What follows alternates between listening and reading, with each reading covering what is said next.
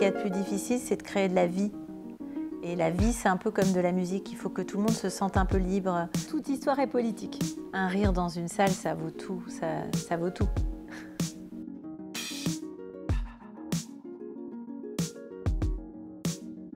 Moi, mes parents n'allaient pas beaucoup au cinéma, donc on regardait beaucoup de films, mais plutôt à la télé ou en VHS. Mais j'ai un souvenir hyper fort du premier cinéma quand j'étais petite, quoi, je sais pas, 3-4 ans. Et j'étais allée voir avec ma grand-mère Annie, la comédie musicale, avec une petite fille rousse effrisée, orpheline. Grand souvenir de ça. Et après, les films, on va dire, qui m'ont vraiment marqué, je les ai vus tous, pour la plupart à la télé. J'ai commencé à retourner au cinéma quand j'ai été étudiante, quoi, à 19 ans. Mais j'ai un souvenir très fort de Elephant Man. Et puis après, les Hitchcock, les Truffaut, les séances du dimanche soir, enfin voilà, cinéma, etc. Donc moi, je regardais un peu tous les classiques. Et aussi les Hitchcock présentes, parce que c'était pas du cinéma, mais ça a fait un lien, en fait. Ça me fascinait.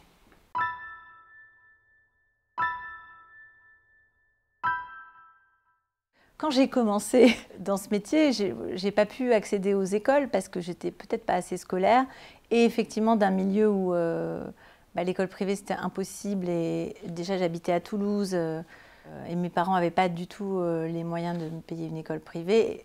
Il n'y en avait pas beaucoup d'ailleurs. Quant aux écoles publiques, elles étaient même passer le concours, ça semblait trop cher, trop compliqué, il fallait aller là-bas, etc. Donc moi je me suis un peu lancée comme on se lance, il faut avoir la foi, quoi. Mais je pense que les jeunes qui commencent, ils ont aussi ça. Enfin, il faut rentrer en religion, il faut avoir la foi du truc. Et j'ai appris sur le tas. Je me suis inscrite en droit pour essayer de passer un concours de l'ESSAV, qui était un peu une école, l'autre école publique, comme la FEMIS, et qui est à Toulouse, à la fac du Mirail, à côté de là où j'ai grandi. Et c'était vraiment un niveau, je pense, technique que j'avais pas du tout.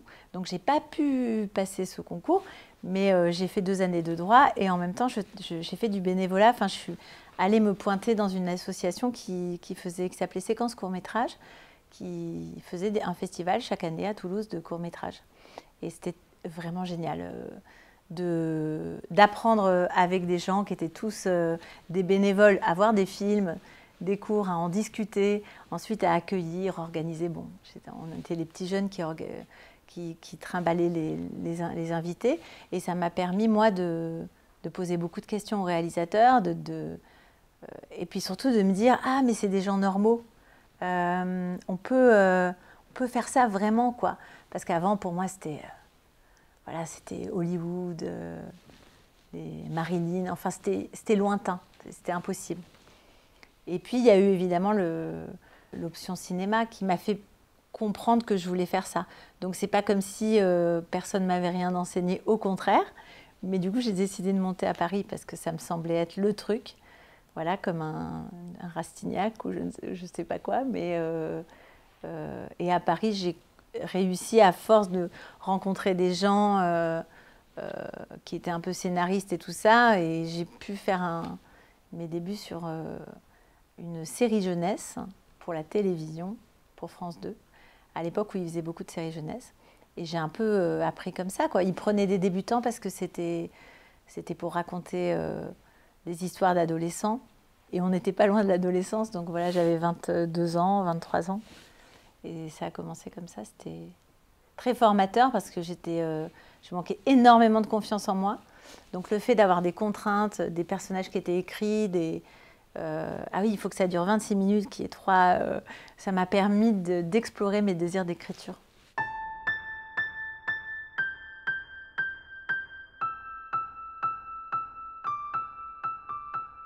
Le cinéma, pour moi, c'était d'abord une folie amoureuse des comédiens des vieux films.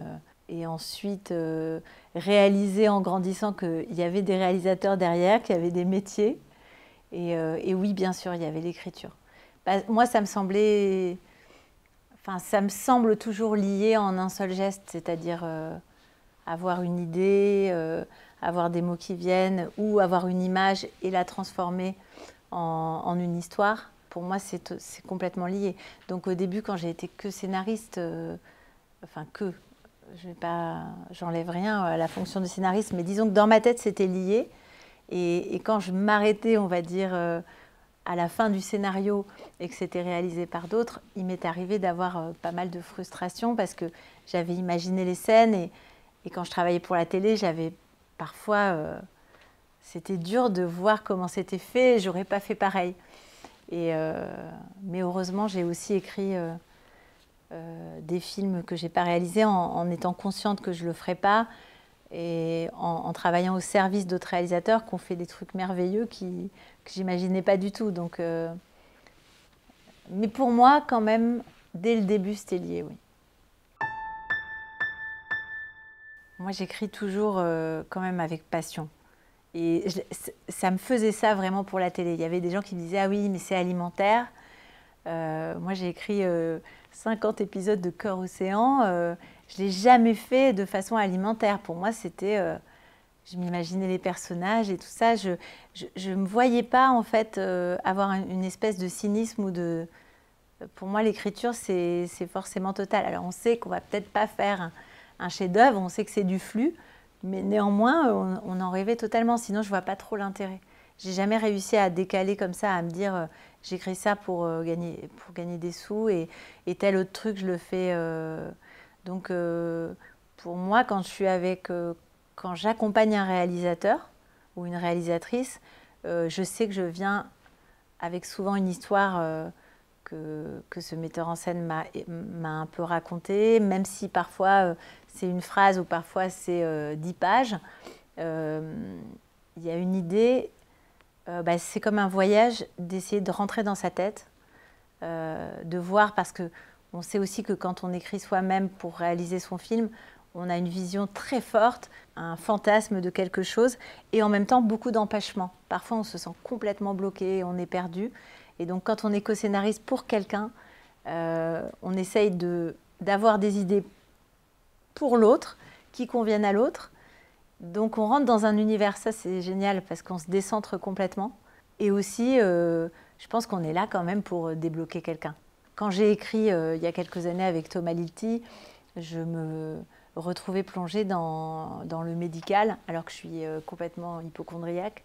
Et là d'un coup, on est entièrement dans le médical, que vient un médecin. Et petit à petit, ça devient familier, ça devient rassurant. Oui, vraiment, on nage dans l'univers de quelqu'un. Ça, c'est assez extraordinaire. Et quand j'écris avec Michel Leclerc, c'est différent parce que on vit ensemble, on se connaît hyper bien, on a écrit plein de fois ensemble. Mais je me plonge quand même dans son livre. On se dispute plus parce que je me permets plus de ne pas être d'accord. Évidemment, quand on se connaît très bien, on ne met plus du tout les formes. Donc parfois, c'est un peu compliqué. Mais oui, on sait qu'on écrit pour l'autre et c'est génial parce qu'après, voilà, on a fini et après, il y a une surprise qui nous revient. Le film, quoi. Quand on accueille le film, on voit ce qu'avait en tête l'autre et qu'on n'a pas toujours deviné. Et évidemment, quand moi j'écris pour moi avec un co-scénariste, avec Michel par exemple, qui m'aide à écrire, là je sais que c'est lui qui me débloque. J'arrive à voir dans l'autre sens le travail qu'il fait pour moi et le travail que je fais pour lui. Et oui, c'est pas la même place du tout. Je me dis toujours quelle chance j'ai justement de ne pas avoir eu la culture dès le départ qui fait que je découvre des chefs-d'œuvre tous les jours en travaillant. Et ça m'influence maintenant, c'est-à-dire que quand j'ai commencé, j'avais tellement peu de culture cinématographique que j'étais pas du tout empêchée par tout ce qu'avaient fait les génies avant moi. Je me disais, en fait, j'avais aucune idée, comme j'avais pas eu de formation de comment on fait. J'ai fait comme je sentais, comme ça, en apprenant, en essayant, en barrant, en recommençant. Et ça, c'est une grande liberté quand même. On invente son petit machin et sans du tout savoir comment on doit faire. Donc ça donne une grande liberté. Et maintenant, je me dis, j'ai vraiment de la chance parce que maintenant, évidemment, je vois de plus en plus de films, tout le temps des films, des trucs que d'autres ont vus à 18 ans. Et à chaque fois, ça me fait des claques et je me dis, oh là là, mais c'est inspirant, qu'est-ce que je vais faire avec ça? Voilà. Parce qu'on copie toujours. Quand je vais dans des écoles de cinéma et que je discute avec les élèves et tout, ben, eux, des fois, ils ont vu plus de films que moi, c'est génial. Enfin, peut-être pas maintenant, mais quand même plus maintenant. Mais plus qu'à mon âge, en tout cas. Et je leur dis que voilà, que on peut inventer, mais copier, c'est génial, parce qu'on copie jamais. On copie jamais exactement. Mais par contre, vouloir ressembler à quelqu'un, c'est avoir une inspiration forte. Je trouve ça toujours super, parce qu'on n'invente jamais rien de toute façon.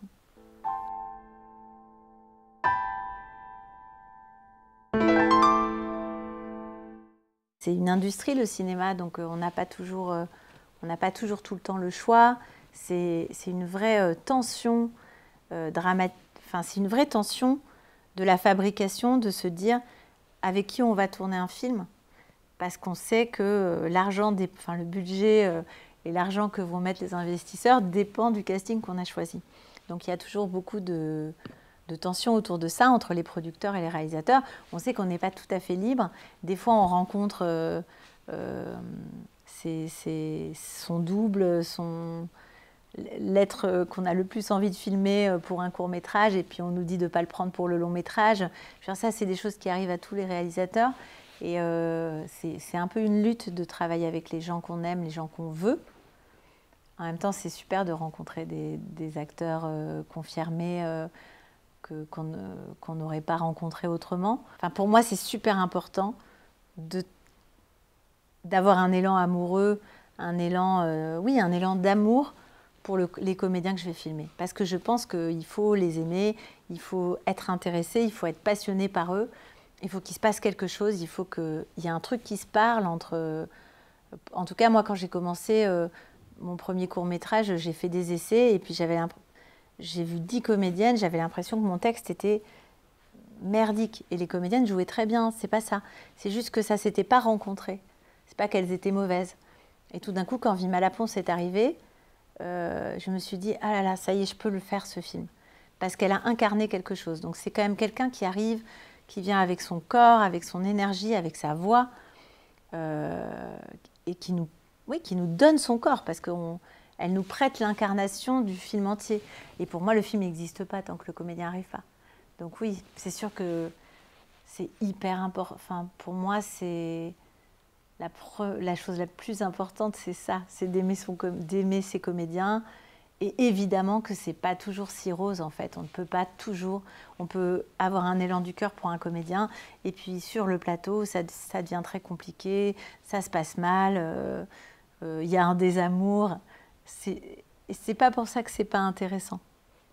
Mais c'est vrai que moi, j'ai eu de la chance, et que j'ai de la chance de pouvoir continuer le travail avec certains comédiens, qui fait que non seulement c'est agréable, mais en plus, il y a ce truc très particulier qu'on a, je pense, qu'avec des membres de sa famille très proches, ou ses enfants, son amoureux, ses amis d'enfance. Ce truc très étrange que je pense les comédiens ne comprennent pas, ne ressentent pas, c'est qu'on les observe tellement sur un long métrage. Par exemple, quand on filme 2 mois quelqu'un, on le voit sous toutes les coutures, on perçoit tout, on est obligé de le regarder tout le temps, toutes ses réactions, et ça crée un lien qui est très particulier. Et du coup, j'aime beaucoup les retrouver.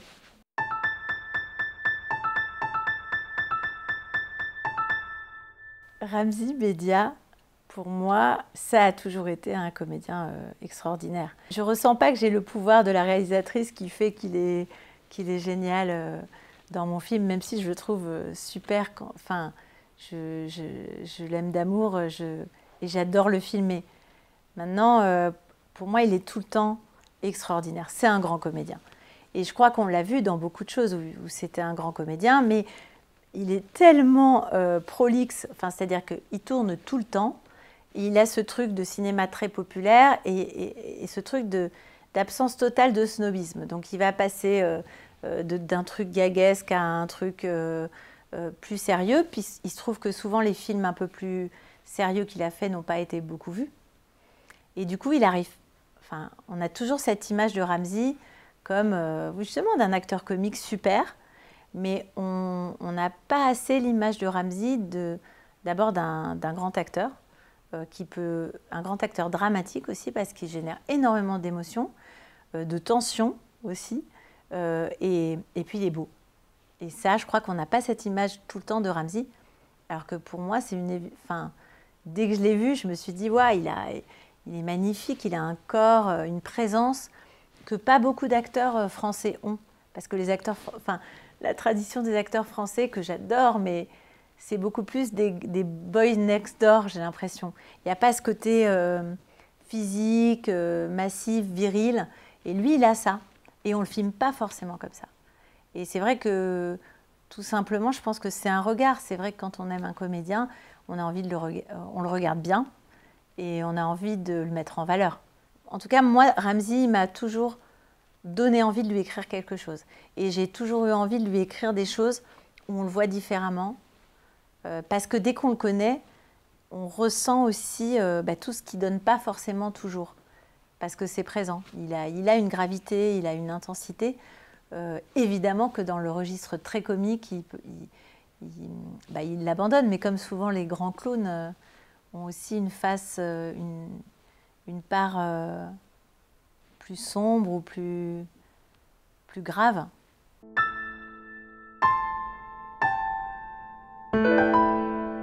J'ai de la chance que des gens m'aient proposé de jouer. D'abord Magali Richard Serrano, une amie qui m'a dit « Ah, viens faire un petit rôle » et tout ça, qui m'a fait passer des essais, puis Michel Leclerc, puis maintenant j'ai un agent. Alors je trouve ça génial, j'aimerais bien tourner plus. Il faudrait que je mette un peu d'énergie là-dedans. Et moi, ça me... déjà, c'est une récréation extraordinaire, parce que c'est quand même... J'ai la chance de ne pas le faire... de ne pas être obligée, enfin, si je tourne pas pendant un an, c'est pas grave. Donc, j'ai pas ce truc de la tension de comédienne que j'ai vachement en tant que réalisatrice. Et aussi parce que c'est vrai que c'est un lieu de jeu. C'est pas que du jeu, c'est sérieux, mais il y a une forme de légèreté par rapport à la position de réalisation. Mais il y a aussi, ça apprend beaucoup pour diriger des comédiens, parce que je trouve que dès qu'on joue, on se rend compte. Souvent, on entend des réalisateurs râler un peu sur les comédiens qui ne sont pas sérieux, qui ne sont pas concentrés, ou ceux qui n'apprennent pas leur texte, ou ceux qui ne comprennent pas ce qu'ils veulent, ou qui commencent à discuter. Et dès qu'on est du côté comédien, on se rend compte qu'on est un peu livré à nous-mêmes. Très souvent, les réalisateurs oublient les comédiens. Et parce que tout dure très longtemps, sur un plateau, on est préparé, on est choyé, on est tout, mais on ne comprend pas forcément les enjeux. Alors moi, évidemment, je les comprends un peu plus facilement, mais oui, moi, ça me fait toujours penser et des fois, j'y arrive pas hein, quand je suis réalisatrice pour autant, mais oui, il faut toujours arriver à exprimer et à ce que les comédiens soient avec moi et avec le chef opérateur et qui comprennent les enjeux d'une scène, qui comprennent comment ils sont filmés. Et parfois, on n'a plus le temps. Et là, les comédiens, souvent, ils sont un peu... ils sont rétifs, ils essayent de s'échapper parce qu'ils ne savent pas trop ce qu'ils doivent faire. Ils ne savent pas trop ce qu'on veut obtenir d'eux. De toute façon, le rapport comédien-réalisateur, c'est un rapport de confiance. Plus il y a de la confiance, plus il se passe des choses extraordinaires. Et alors, dès qu'on a peur d'être volé de quelque chose, on a peur d'être mal monté, dès que la confiance s'envole, ça devient l'enfer. Parce que s'il n'y a pas cette confiance, il ne se passe plus rien, quoi. On n'est plus alliés et là, ça devient très compliqué. Mon rêve, ce serait de faire des films comme on fait des pièces de théâtre, c'est-à-dire de réunir des comédiens et de partir 15 jours dans une maison et je leur donne un peu l'idée du truc et on travaille ensemble. Et de faire ça comme une troupe, c'est quelque chose qu'on n'arrive jamais à faire au cinéma, ou rarement. Mais oui, de bosser comme Cassavetes ou comme Guédiguian, ou comme... Finalement, oui, chacun est comme il est, mais moi, j'ai ce truc d'aimer les relations sur la longueur. Et Je trouve ça hyper beau, en fait. Et en plus, avec les comédiens, des fois, on ne se voit pas pendant longtemps. Et donc, quand on se retrouve, c'est des rendez-vous. On se retrouve à nouveau pendant 2 mois. On vit des trucs très intenses, puis on ne se voit plus des fois pendant 2 ans. Et ces rendez-vous-là, comme on a avec des co-scénaristes ou avec des monteurs et monteuses, c'est des rendez-vous extraordinaires. Comme le cinéma, c'est un truc de phase. Donc, on a des élans du cœur extraordinaires. On passe 3 mois de tournage avec des gens. On devient les meilleurs amis. Et après, ils vont tourner avec quelqu'un d'autre. Nous, on va monter un film. Et ces phases, moi, j'adore les retrouver, toujours avec les mêmes équipes. Quand on peut retravailler avec les mêmes, il y a un truc d'amour qui est génial.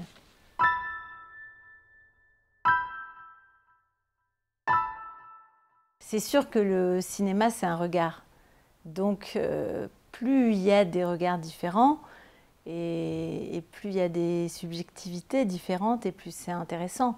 Je crois évidemment qu'il y a des regards féminins, des regards masculins. Il y a des regards différents aussi selon la classe sociale de laquelle on vient. Donc il y a plein de données qui font qu'on a un regard particulier. Je ne sais pas s'il y a un regard féminin parce que pour moi, on est quand même on est fait de tellement de choses que c'est très complexe et que je ne sais pas, en tout cas moi qui ai grandi évidemment dans un monde où il y avait beaucoup plus de réalisateurs, j'ai été extrêmement touchée par des regards masculins. Et aujourd'hui, des regards féminins me bouleversent. Mais ce n'est pas qu'une question de genre. Et en tout cas, je suis heureuse qu'il y ait une multiplicité de regards maintenant et qu'on puisse, nous les femmes, raconter des choses qui, peut-être à une époque, paraissaient pas intéressantes. Et maintenant, je pense que, en fait, ce qui est intéressant, c'est les dialogues entre tous ces regards. Enfin, moi, c'est ça qui m'intéresse. Et de voir dans les écoles de cinéma aujourd'hui des jeunes gens et des jeunes femmes, des jeunes hommes qui viennent d'univers très différents, de voir que ce n'est plus un métier qui est réservé à la bourgeoisie parisienne, c'est quelque chose qui me met en joie parce que le cinéma quand même raconte le monde, nous fait réfléchir. Enfin, moi, je crois toujours très très fort à l'impact qu'il a sur les spectateurs. Et donc le fait que des regards très différents, des points de vue très différents puissent dialoguer, je trouve que ça fait une richesse dans le cinéma qui est géniale. Qu'est-ce qu'un bon personnage féminin? Je dirais qu'un bon personnage féminin, c'est un bon personnage, déjà. Et que ce qui m'énerve parfois, en tout cas dans l'histoire du cinéma, mais encore aujourd'hui dans certains films, c'est que les personnages féminins ne sont juste pas des personnages. Donc ça, le truc de la femme du personnage principal qui lui dit « Ah, tu devrais pas faire ça, oh, mais t'es chiant », et qui est un peu celle qui rappelle la bienséance et qui est pénible, qui empêche le personnage principal de faire sa vie. Ça, je pense que je l'ai vu 70 fois et je le revois encore régulièrement. Maintenant, évidemment, le fait que beaucoup de réalisatrices, de plus en plus de réalisatrices font des films, ça change beaucoup. Et puis, il y a beaucoup de réalisateurs qui font des grands personnages féminins. De toute façon, dans tous les personnages, il y a le cliché, l'anti-cliché. Alors, je dirais les mauvais personnages, c'est ceux qui sont très clichés de l'idée de ce qu'est une femme. Et puis, il y a aussi un truc que j'aime pas trop, c'est le contre-cliché absolu, où on voit qu'on coche toutes les cases pour faire le contraire de ce qu'on attend. Et parfois, c'est un peu... Enfin, il y a eu ça aussi, que ce soit pour les personnages issus de l'immigration qui, tout d'un coup, devenaient tous... étaient tous des voyous en bas des cités, puis tout d'un coup, deviennent tous des avocats et des ministres. Bon, il y a ça aussi pour les femmes qui sont toutes pénibles, chiantes, puis qui tout d'un coup vont toutes pousser un homme sur un lit et le déshabiller. Enfin, je ne sais pas comment dire. On va leur donner le contre-cliché, en fait, le truc très masculin. Donc, c'est peut-être il faut peut-être, en tout cas, quand on écrit, éviter de se retrouver tiraillé entre ces deux trucs-là, parce que pour moi, un personnage, il doit avoir une identité personnelle qui est au-delà de son genre, déjà, un peu comme les films. Mais pour moi, un bon personnage, c'est comme un bon être humain, quoi. C'est une boule de névrose. Et quand on regarde le film, on adore en même temps ses défauts tout en les détestant. Et c'est ça qui fait un bon personnage, c'est la beauté de quelqu'un, ses problèmes non résolus, ses incapacités à les résoudre. Et je crois qu'à partir du moment où, en tant que spectateur, on touche à la faiblesse de l'autre, on est avec le personnage. En tant que femme, en tant que jeune femme, j'ai souvent été traitée de pute. Et plus j'étais traitée de pute, plus j'avais envie de mettre une jupe très courte et de montrer mes seins. Donc il y a un effet comme ça oui, forcément, c'est une figure qui m'attire parce que c'est comme elle est déshumaine. Enfin, c'est la figure du fantasme masculin, et c'est en même temps, elle est déshumanisée, déféminisée. Et c'est toujours intéressant d'aller chercher les extrêmes. Je pense que c'est aussi pour ça que les réalisateurs, réalisatrices s'intéressent aux assassins, aux malheureux. Mais c'est vrai que moi, c'est plus le symbole qui m'intéresse. Et la façon dont une prostituée peut reprendre son discours sur sa sexualité et sur son métier. Donc c'est vrai que moi, j'ai une passion. Finalement, j'en ai pas fait grand-chose parce que ça vous étonne ou non, le cinéma français n'a pas très envie de parler des prostituées. Et j'ai un gros paquet de projets très sérieux et aussi drôles qui n'ont jamais été faits. Mais j'ai toujours été très passionnée par les débats sur la prostitution, parce que ça raconte tout un truc sur le puritanisme aussi, la différence entre... Est-ce qu'on a le droit de vouloir être prostituée? Enfin, c'est des sujets qui me passionnent. Donc, je les étudie beaucoup et j'en ai fait des rôles secondaires, mais pas tant que ça, en fait, par rapport à ce qui m'intéresse vraiment. Je ne sais pas si on peut traiter de ça. Il n'y a aucun interdit, mais on a tous, en tant que réalisateur, on se rend compte aussi quand même qu'il y a un marché et qu'il y a nos désirs et qu'il y a certains de nos désirs qui restent tout le temps derrière la porte, quoi. Donc on en tire des conclusions. Et puis parfois parfois on abandonne ces désirs-là parce qu'il faut bien faire des films et on fait d'autres choses. Et parfois y a des réalisateurs qui insistent assez et qui finissent par trouver le moyen d'en faire quelque chose. J'ai écrit par exemple des projets de films avec des prostituées qui, comme c'était de leur point de vue, c'était des personnages assez forts, donc pas que victimes, puisque elle se racontait pourquoi elle faisait les choses. Et du coup, le mot qui revenait toujours, c'était « mais c'est prosélyte ». Comme si ça risquait de convaincre des gens de devenir prostituées. Et je trouve ça intéressant à raconter, parce que ça me paraît totalement absurde, comme si quand quelqu'un tue... Enfin, c'est plus compliqué. Voilà, c'est pas compliqué de tuer quelqu'un au cinéma. Des assassins, on en voit tous les jours. C'est pas un problème. Mais les prostituées, on en voit moins. Il y a quand même des grandes figures, quoi.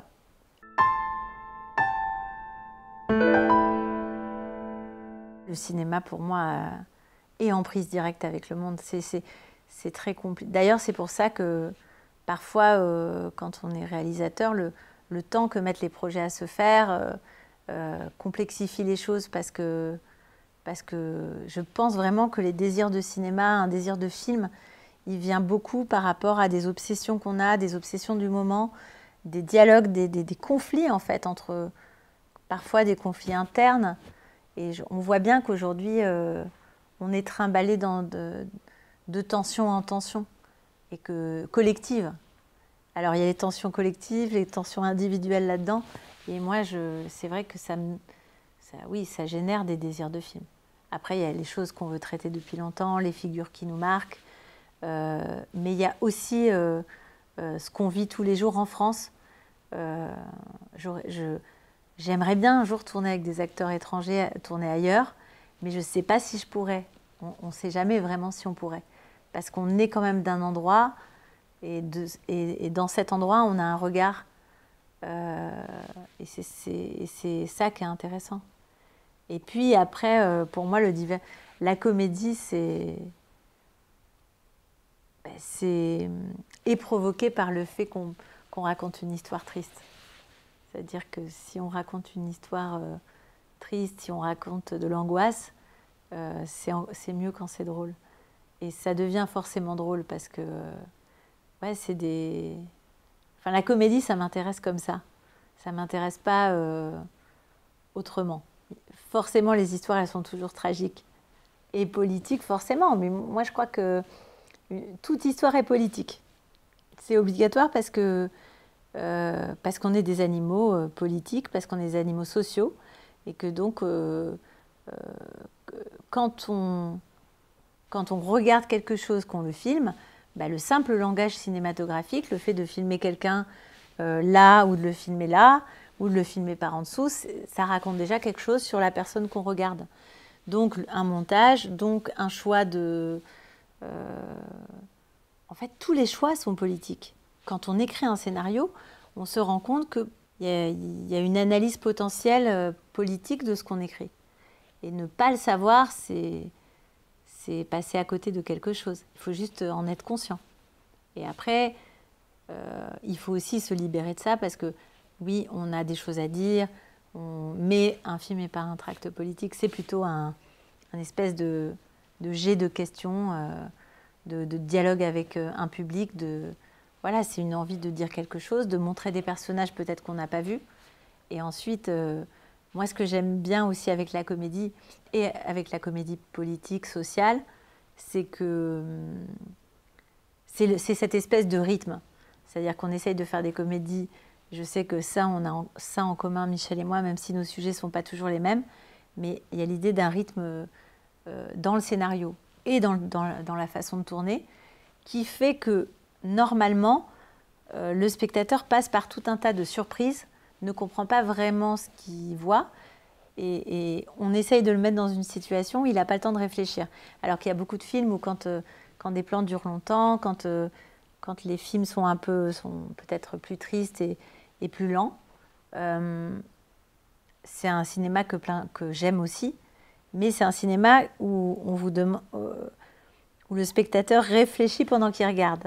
Et donc d'ailleurs, c'est même un des trucs chouettes, hein, c'est faire réfléchir au spectateur, qu'est-ce que le spectateur va penser de telle image, et le spectateur se dit, qu'est-ce qu'il essaye de me faire dire, qu'est-ce que ça raconte, et voilà.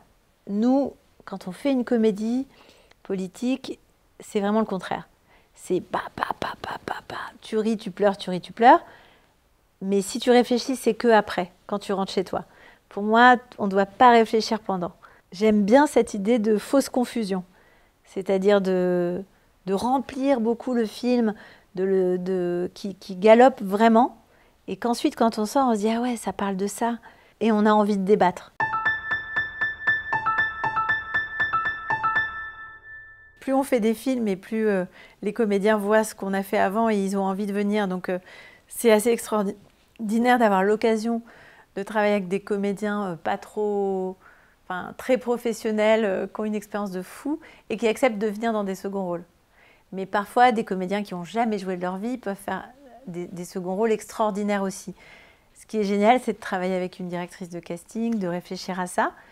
Et moi, c'est là où souvent je me rends compte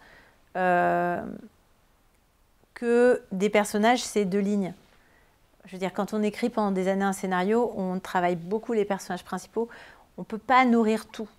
Simplement, par contre, une fois qu'un personnage rentre dans un film, bah, il a un corps et il doit exister parce que vous et moi, quand on sort et qu'on va chez la boulangère, c'est pas juste une figurante qui dit vous voulez une baguette, c'est une boulangère. Et on voit bien qu'elle a une personnalité, qu'elle va nous faire rire ou qu'elle va nous saouler, qu'elle fait la gueule. Et moi, j'aime bien que ça soit dans tous les personnages. Donc, il y a un petit... voilà, il y a un petit plaisir, enfin un grand plaisir à rencontrer des comédiens, à faire des séances de travail avec eux. Surtout quand on fait une famille, même quand ils sont des seconds rôles, etc. De refaire vraiment des séquences avec eux. Voilà, il y a les dialogues et puis on les lit. Et je dis, mais toi, tu te vois comment je vous propose je leur explique un peu comment ils voient leur... Par exemple, dans mon premier film, il y a une scène où, en fait, elle va à l'enterrement de la mère de Laurent Capelluto, par hasard, parce qu'il la prend pour une amie de jeunesse. Et elle se retrouve dans un enterrement. Et donc, il y a toute une histoire et il y a les frères et sœurs. Donc, ces 3-là, je les ai réunis et on s'est dit, bon, bah, c'est une famille de médecins. Moi, je vois, il y en a un qui est dentiste. Et c'est en parlant, en discutant, on a décidé que telle réplique, elle est là, que telle autre réplique, elle est là. Et, et en fait, ils ont créé une famille au fur et à mesure. Donc ça, c'est un travail qui se passe en une après-midi. Et les comédiens, ils sont tellement heureux de faire ça, parce que souvent, on leur donne pas la place. Alors qu'un comédien qui vient là, même pour 5 répliques, si on fait attention à lui, il peut être extraordinaire et on s'en souvient. Donc c'est un truc qui nourrit le travail de chacun. Enfin, c'est génial pour nous et c'est génial pour les comédiens. Donc ils n'ont aucun problème à le faire. Et donc après, une fois qu'on fait une séance de travail comme ça, moi je réécris et je leur redonne leur texte. Et après, souvent, dans ce cadre-là, ils peuvent improviser beaucoup parce qu'à partir de là, ils ont vraiment des personnages très très forts. Alors que c'est quasiment jamais dit, mais on s'en fiche. Ça change les choses, ça change le regard. Et ça, c'est trop bien, c'est vraiment chouette. On peut compter juste sur la force d'un comédien, ce qu'il dégage. Et l'idée, c'est l'idée de... Par exemple, dans le débat télé de Youssef Salem, c'est des figures très fortes. Il y a le journaliste de Valeurs Actuelles, le journaliste... donc on imagine déjà ces personnages. Le tout, c'était de trouver des personnages marrants pour incarner des comédiens qui incarnent de façon étonnante. Et donc là, déjà, se double quelque chose. Et là, le texte leur suffit parce qu'ils amènent leur personnalité. Quand Stéphane Fuenquinos fait le journaliste de Valeurs Actuelles, lui, il est tellement drôle, fantaisiste, il a un second degré, il joue hyper bien ce truc un peu blasé, un peu hyper snob. Mais en même temps, on l'aime tout de suite. Et je pense que donner à un personnage antipathique, faire interpréter par un comédien sympathique un personnage antipathique, déjà il se passe un truc. C'est beaucoup plus chouette. Mais c'est vrai que quand se jouent des scènes où des comédiens jouent ensemble, là je trouve, par exemple, où ils jouent une famille, où ils jouent des amis, là je trouve ça important de raconter des liens. Enfin bref, ça dépend. Mais c'est vrai que ce qui est chouette, c'est juste d'apporter de l'attention à ça. Et c'est chouette quand les autres le remarquent. Et quand les comédiens sont contents de se voir parce qu'ils se font marrer. Parce que pour moi, voilà, un rire dans une salle, ça vaut tout. Ça vaut tout.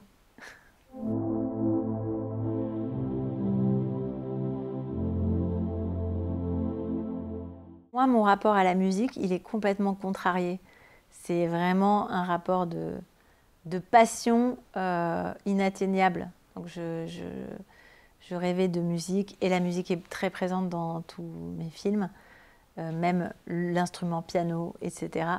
Mais j'ai toujours eu l'impression que j'y arriverais jamais et que ça m'était interdit.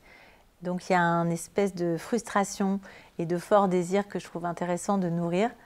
Et j'ai la chance d'avoir rencontré un homme qui est musicien lui et qui lui n'a pas du tout un rapport contrarié au truc. Il aurait aimé être musicien, Michel Leclerc. Donc en fait, il fait de la musique tout le temps.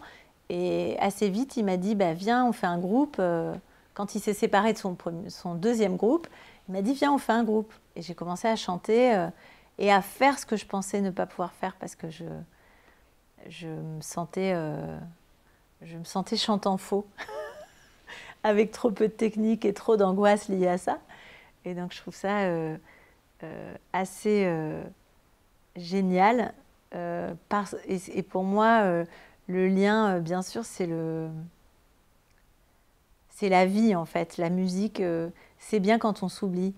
C'est bien quand des gens jouent ensemble, ils font un bœuf et tout d'un coup il se passe quelque chose. Et ça, moi, c'est le rêve de... Enfin voilà, c'est pas... Il suffit de voir quoi, quand on rentre dans une pièce et qu'il y a des musiciens qui jouent, les gens commencent à se comprendre et il se passe un truc où on comprend rien et en même temps on comprend. Et ça, c'est ce que j'essaye de faire dans les films et notamment dans les comédies. Ce qui est le plus difficile, c'est de créer de la vie. Et la vie, c'est un peu comme de la musique. Il faut que tout le monde se sente un peu libre de pouvoir jouer les uns avec les autres. Il faut qu'il y ait cette énergie qui prenne un peu corps entre tous les comédiens pour qu'on puisse se dire « Ah, c'est pas posé, parce qu'il n'y a rien qui m'angoisse plus que des gens... » Alors, dans un train, ça va. Je me dis « Là, on a le droit. » Mais dans un salon où il y a 10 personnages, comment on fait pour que... Moi, c'est ce qui me passionne dans les films de Capra, Dans les films italiens des années... enfin, les vieux films italiens, toute la comédie italienne, ces espèces de scènes de bordel avec 10 milliards de personnes qui parlent en même temps, qui font des trucs. Et ce que j'ai eu le plus toujours de bonheur à faire, c'est beaucoup de gens dans une petite pièce. Ou récemment, là, dans le dernier film que j'ai tourné cet été, qui n'est pas encore sorti, on a eu la chance de pouvoir tourner dans un vrai lycée, avec les vrais lycées. Donc on a mis notre comédienne au milieu, à l'entrée du lycée et tout. Et ça, on peut jamais... Enfin, et on leur dit, vous êtes entre potes, vous faites vraiment comme si on n'était pas là, mais vraiment. Et quand ça marche, il se passe un truc qu'on ne voit jamais aussi. Enfin, moi, c'est ça que j'aime, c'est comment recréer de la vie. C'est la quête quand on fait du cinéma. Parce qu'on n'a plus le droit de filmer les gens dans la rue, on n'a plus le droit... On n'a pas vraiment l'argent comme les studios avant d'avoir 100 000 personnes. Et puis, on a un côté peut-être plus sage. Donc moi, ce que je trouve beau toujours, c'est quand la vie revient. Quand on arrive à faire tourner des enfants, des animaux, et que ça se voit que c'est le bordel. Et qu'on s'en fout des raccords. Je fais tout quand même beaucoup au cinéma. Et j'ai des coups de cœur souvent quand même, parce qu'il y a beaucoup de propositions. En France, cette année, moi j'ai eu un coup de cœur absolu pour Le règne animal, que je trouve c'est tellement dur de réussir ça et de le réussir. Puis j'ai pleuré pendant 1 heure à la fin. Enfin bref, j'ai adoré ce film, mais j'ai adoré Chien de la casse. Faire un premier film comme ça, je veux dire, c'est dingue. Mais la Palme d'Or est géniale. Tous ces réalisateurs, c'est des réalisateurs que je suis depuis leur premier film, donc il y a une... voilà, c'est génial de voir des gens grandir, faire leurs films les uns après les autres. Quand on vit dans ce milieu, certains on les connaît, certains on les connaît pas, mais retrouver ces rendez-vous, voir les gens grandir, c'est une émotion qu'on ne peut pas avoir pour les réalisateurs d'avant, où on a l'impression que c'est des maîtres et tout. Là, on voit les gens évoluer, on peut voir les courts-métrages, les longs, au fur et à mesure. Ça, c'est une grande émotion, quoi. J'ai de la fascination pour les films, quoi. Donc, c'est sûr que quand il y a eu Le Dogme, Winterberg, voilà, j'ai pris une grosse claque. Donc, oui, il y a des cinémas, des vagues comme ça qui nous font une sorte d'effet phénoménal. Mais ce que j'aime quand même, c'est qu'il n'y a pas ce cinéma-là. Moi, ce que j'aime, c'est quand ça se mélange dans un film. Quand il y a un mélange des genres qui fait qu'on ne sait pas tout à fait où notre cul est posé. Donc moi, j'adore ça. Donc dès que c'est un peu... et puis qu'on peut passer de la comédie à soudainement le drame, à soudainement du réalisme et pas du réalisme du tout, je trouve ça assez... Enfin, c'est cette liberté-là, en fait, qui me fascine. Et je trouve qu'elle est présente dans des films. De plus en plus de réalisateurs se permettent ça. J'ai cette sensation, peut-être qu'elle est fausse, qu'on se libère un peu d'un académisme et que le fait que le cinéma s'ouvre, qu'il continue à fonctionner, qu'il y ait beaucoup de jeunes réalisateurs, réalisatrices, j'ai la sensation qu'on va de plus en plus, puis peut-être grâce à la série, grâce à la circulation des œuvres de tous les pays, au cinéma coréen, parce que pour moi c'est toujours ce qui est magnifique, c'est de voir à quel point les films voyagent et que toute la nouvelle vague s'est inspirée d'Hitchcock, des réalisateurs américains ou de certains Français aussi. Et puis ensuite, la nouvelle vague a inspiré le nouvel Hollywood. Et je pense que nous, on est à la croisée des chemins aussi. On a des influences japonaises, on a des influences coréennes, on a des influences des séries américaines, on a les influences de la littérature. Donc moi, j'ai la sensation d'un bouillonnement. Alors évidemment, il y a toujours les films de marché, les trucs où on se fait un peu chier, où on s'y attend. Mais en même temps, c'est important d'avoir ça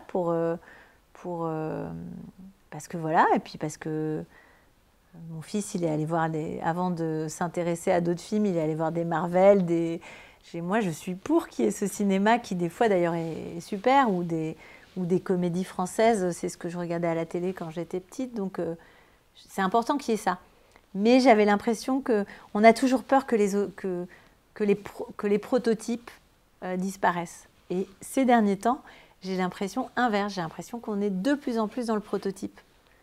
Et que c'est possible d'être dans le prototype et en même temps de toucher des gens. Ça, c'est ça le truc le plus joyeux quand on va au cinéma et qu'on voit une salle pleine, qui viennent voir un film vraiment bizarre, qui n'a pas l'air d'un banger, comme diraient mes enfants, et pourtant, il attire tout le monde, et pourtant, il est chelou. Et pour moi, le but d'un film, c'est ça, je veux dire, tout ce qu'on a aimé au cinéma, c'est quand on sort, on se dit « Oh là là, j'ai jamais vu ça, qu'est-ce que c'est que ce truc ?»